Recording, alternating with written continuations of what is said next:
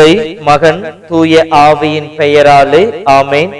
மூவொரு கடவுளுடைய அருளும் ஆசீரும் பாதுகாப்பும் வழிநடத்துதலும் உங்களோடு இருப்பதாக. புனித யாக்கோப்பு திருத்தூதர் விழா.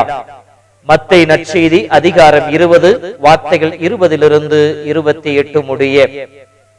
பெரிய யாக்கோப்பு, சந்தியாகப்பர், செபதேயுவின் மகன், நற்செய்தல் யோவானுடைய சகோதரர், இயேசுவின் நெருங்கிய வட்டத்திலே அவரோடு இருந்தவர், இத்தகைய சிறப்பினை பெற்ற யாக்கோப்பின் திருநாள் நல்வாழ்த்துக்களை உங்கள் ஒவ்வொருவருக்கும் தெரிவிப்பதிலே பெருமகிழ்ச்சி அடைகின்றேன்.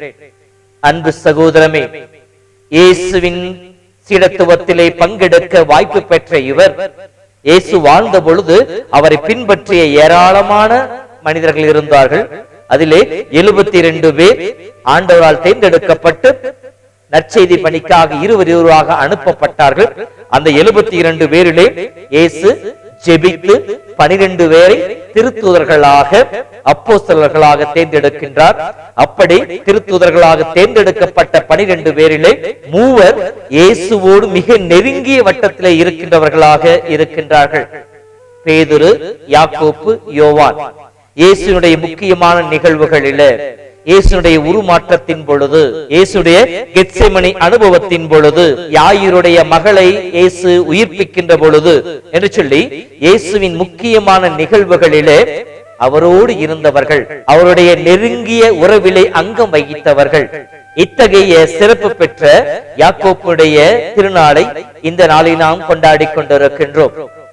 இயேசு இறந்த பிற்பாடு, இறந்து உயிர்த்தெழுந்து விண்ணகம் சென்ற பிற்பாடு உலகெங்கும் சென்று படைப்பிற்கெல்லாம் நற்செய்தியை பறைசாற்றுங்கள் என்கின்ற இயேசுவின் நற்செய்தியை தன்னிலே ஏற்றுக்கொண்டு ஸ்பெயின் நாட்டிற்கு சென்று நற்செய்தியை அறிவித்ததாகவும், அங்கிருந்து மீண்டும் எருசலேமிற்கு வருகின்ற பொழுது ஏரோது அக்ரிப்பா என்கின்றவரால் அவர் மறைசாட்சியாக கொலை செய்யப்படுகின்றார். திருத்தூதர்களிலே முதல் மறைசாட்சி புனித யாக்கோப்பு. இவர் எழுதிய அந்த திருமுகமானது மிகவும் உன்னதமானது.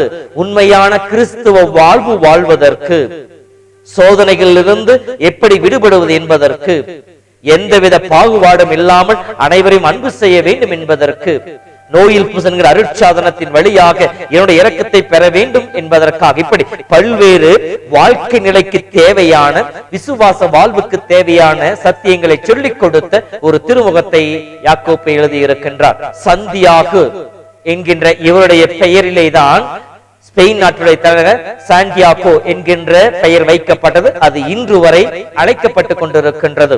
இயேசுவின் சீடத்துவத்திலே பங்கெடுத்து இயேசுவுக்காக சீடர்களிலேயே முதலாவதாக மறைசாட்சியாக மறிக்கின்ற பாக்கியத்தையும் பேற்றினையும் பெற்ற திருத்தூதருடைய விழாவை சிறப்பிக்கின்ற நாளில் இன்றைய நற்செய்தியின் வழியாக இறைவன் நமக்கு சொல்லிக் கொடுக்கின்ற பாடம் என்ன? யாகப்பரை போல, அவருடைய அழைத்தலை போல கடவுள் நம் ஒவ்வொருவரையும் அழைத்திருக்கின்றார். அவருடைய சீடத்துவத்திலே பங்கெடுக்க, சீடர்களாக வாழ, ஆண்டவருக்கு சான்று பகர.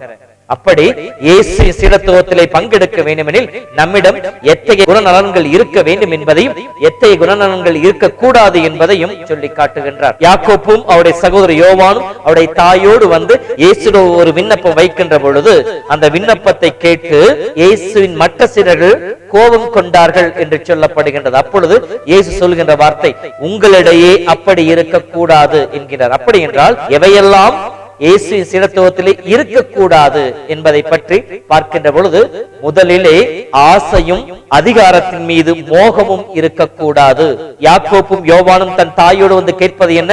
நீ ஆட்சியில் வருகிறவள் ஒருவன் இடப்பக்கமும் ஒருவன் வலப்பக்கமும் அமர்வதற்கு வாக்களிக்க வேண்டும் என்று சொல்லி கேட்கின்றார். இயேசுவின் சீடத்துவ வாழ்க்கையிலே அதிகாரத்தை தேடி ஓடுகின்ற நிலை இருக்கக்கூடாது, பதவி மோகம் இருக்கக்கூடாது என்பது முதல் காரியமாக சொல்லிக் கொடுக்கின்றார்.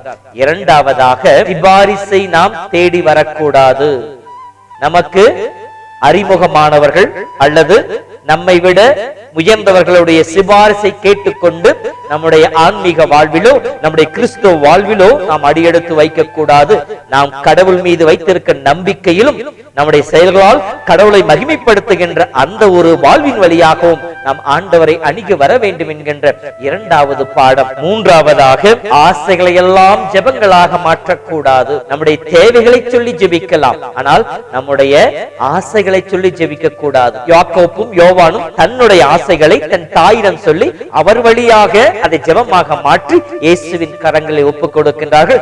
அப்போதான் இயேசு நீங்கள் கேட்பது என்னவென்று உங்களுக்கு தெரியவில்லை என்று சொல்லுகின்றார். ஆக நம்முடைய ஆசைகள் அனைத்தையும் ஜெபங்களாக மாற்றக்கூடாது. மூன்றாவதாக, வாய்ப்புகளை தவறாக பயன்படுத்தக்கூடாது. இவர்கள் இயேசுவின் நெருங்கிய வட்டத்திலே இருக்கிறார் என்பதற்காக அவருடைய வலப்பக்கம் இடப்பக்கம் அமர்வதற்கு சலுகை எதிர்பார்த்தார்கள். இயேசுவின் சீடத்துவத்திலே பங்கெடுப்பதற்கு இதுவும் தேவையில்லாத குணம். வாய்ப்புகளை தவறாக பயன்படுத்தக்கூடாது. அதீத நம்பிக்கை கொண்டவர்களாக இருக்கக்கூடாது.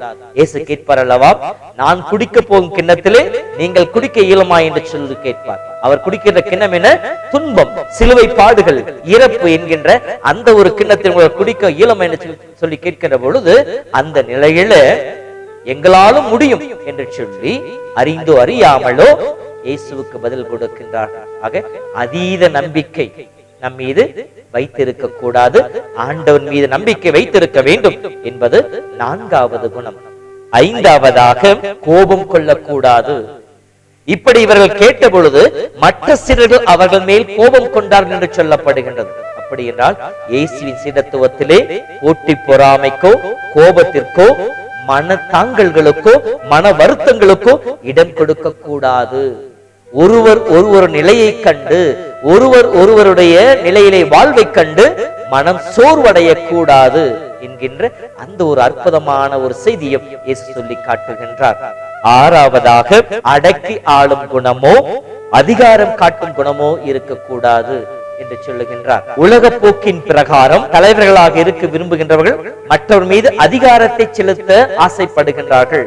மற்றவர்களை தனக்கு கீழ் வைத்து பார்க்க ஆசைப்படுகிறார். ஆனால் இயேசு சீடர்களாக இருப்பவர்கள் மற்றவர்களை அடக்கி ஆளவோ மற்றவர் மீது அதிகாரம் செலுத்துவோ மற்றவர்களை தாழ்த்தி குறைவாக மதிப்பிடுவதோ கூடாது என்கின்ற அந்த ஒரு செய்தியும் இயேசு நமக்கு சொல்லி காட்டுகின்றார். அடுத்ததாக, தொண்டு ஏற்பவர்களாக இருக்கக்கூடாது. மற்றவர்கள் எனக்கு பணிவிடை செய்ய வேண்டும், நான் இந்த நிலையில் இருக்கின்றேன், நான் இயேசுவின் சீடத்துவத்திலே பங்கெடுத்திருக்கிறேன், எல்லோரும் எனக்கு பணிவிடை செய்ய வேண்டும் என்கின்ற அந்த ஒரு உயர்வு மனப்பான்மை இருக்கக்கூடாது என்று சொல்லுகின்றார். ஆக நம்மிடம் இருக்கக்கூடாத குணநலன்கள் என்ன என்று பார்க்கின்ற பொழுது, ஒன்று, பதவியும் புகழ் ஆசையும் இருக்கக்கூடாது. இரண்டாவதாக, ஆசைகளை எல்லாம் ஜெபங்களாக மாற்றக்கூடாது. மூன்றாவதாக, வாய்ப்புகளை தவறாக பயன்படுத்தக்கூடாது. நான்காவதாக, அதீத நம்பிக்கை நம்மில் வைத்துவிடக் கூடாது. ஐந்தாவதாக, கோபம் கொள்ளக்கூடாது, போட்டி மனப்பான்மை இருக்கக்கூடாது. ஆறாவதாக, மற்றவர்களை அடக்கி ஆளுகின்ற அதிகாரம் செலுத்துகின்ற மனப்பான்மை இருக்கக்கூடாது. ஏழாவதாக, பிறர் எனக்கு பணிவிடை செய்ய வேண்டும் என்று சொல்லி உயர்வு மனப்பான்மை, தற்புகழ்ச்சி இருக்கக்கூடாது என்கின்ற இந்த 7 குணங்கள் இருக்கக்கூடாது என்று சொல்லுகின்றார். அடுத்தது, இருக்க வேண்டிய குணங்கள் என்ன என்று சொல்லி பார்க்கின்ற பொழுது, தாழ்ச்சியுடையவர்களாக இருங்கள் என்று சொல்லுகின்றார். உங்களையே தாழ்த்திக் கொள்ளுங்கள், ஏனெனில் உங்களை நீங்கள் தாழ்த்துகின்ற பொழுது தக்க வேளையில் கடவுள் உயர்த்துவார் என்று சொல்லி இறைவார்த்தை சொல்லுகின்றது. ஆக தாழ்ச்சி உள்ளத்தோடு நாம் இருக்க வேண்டும். அடுத்ததாக, பிறருக்கு பணிவிடை செய்பவர்களாக இருக்க வேண்டும். இயேசு சொல்லுவார் அல்லவா, யோவான் புத்தகம் 13, குருவும் ஆசிரியரும் ஆகிய நான் உங்கள் பாதங்களை கழுவுகிறேன் என்றால் நீங்களும் போய் அவ்வாறே செய்யுங்கள் என்று சொல்வார். அப்படி என்றால் பிறருக்கு தொண்டாற்றுபவர்களாக இருக்க வேண்டும். பிறர் தேவையிலே நாம் அவர்களுக்கு பக்க பலமாக இருப்பவர்களாக இருக்க வேண்டும் என்று நமக்கு சொல்லி காட்டுகின்றார். அடுத்து, பிறருடைய மீட்பிற்கும் அவர்கள் இயேசுவை அறிந்து கொள்வதற்கும் நிலை வாழ்வை சம்பாதித்துக் கொள்வதற்கும் நம்மையே இழப்பதற்கும் தயாராக இருக்க வேண்டும். இயேசு அறிவிக்கப்படுகின்றார், இயேசு ஏற்றுக்கொள்ளப்படுகின்றார், இயேசுவின் நற்செய்தி பரப்பப்படுகிறது என்பதற்காக எதையும் இழப்பதற்காக நாம் தயாராக இருக்க வேண்டும் என்கின்ற பாடத்தையும் சொல்லிக் கொடுக்கின்றார். ஆம் அன்பு சகோதரமே, இதோ இயேசு சீடத்துவத்தில் பங்கெடுத்திருக்கிற நாம் இயேசு எதிர்பார்க்கிற குணங்களையும் உங்களிடையே அப்படி இருக்கக்கூடாது என்று சொல்லி இயேசு எதிர்பார்க்கிற தேவையற்ற குணங்களையும் நம் வாழ்விலிருந்து தகர்த்தி எறியவும் நம் வாழ்விலிருந்து அகற்றிடவும் இயேசு எதிர்பார்க்கின்ற குணங்களை நம் வாழ்க்கையிலே சேர்த்துக்கொண்டு உண்மையாக இயேசுவின் சீடத்துவத்திலே பங்கெடுக்கின்ற அவருடைய சீடர்களாக வாழ முயற்சிப்போம். இறைவன் தாமே நம் ஒவ்வொருவரையும் புனித யாக்கோப்பின் பரிந்துரையின் வழியாக ஆசீர்வதிப்பாராக. எல்லாம் வல்ல இறைவன் தந்தை, மகன், தூய ஆவியின் அருள் உங்களோடு இருந்து இந்த நாள் முழுவதும் உங்களை பாதுகாத்து வழி நடத்துவதாக.